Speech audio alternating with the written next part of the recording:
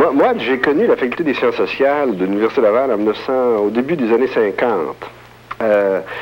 J'étais étudiant et jeune professeur à cette période-là. Et ce que j'ai connu à ce moment-là, c'est une sorte de nouvel esprit scientifique qui faisait problème pour nous, là. Pour nous, étudiants et professeurs. Et ça faisait problème de la manière suivante, c'est que c'était la période où il y a eu un certain conflit qui a été vécu assez intensément à cette période affectée des sciences sociales entre ceux qui voyaient surtout, qui avaient surtout des perspectives d'action.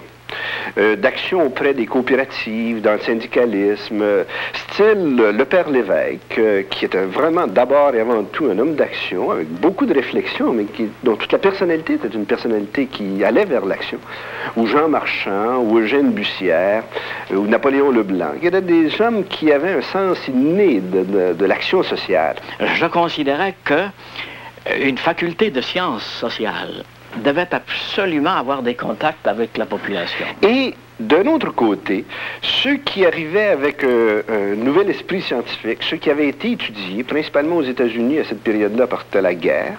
Donc, c'était Maurice Lamontagne, Jean-Charles Falardeau, Maurice Tremblay, puis nous, Léon Dion, Gérard Bergeron et moi, qui sommes venus un peu après, qui avions eu une formation plus strictement, plus rigoureusement scientifique, et qui voyons dans les sciences sociales plus l'accent sur les sciences. La faculté envoie ses professeurs et même ses élèves vulgariser les enseignements de la faculté à travers les organisations auprès de la population, mais en même temps, ces professeurs et ces étudiants rencontrent la population.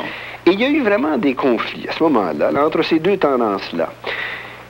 Et je pense que finalement, c'est la tendance scientifique qui a plus pris l'accent pour un certain temps, sûrement, et qui a préparé les futurs grands commis du Québec.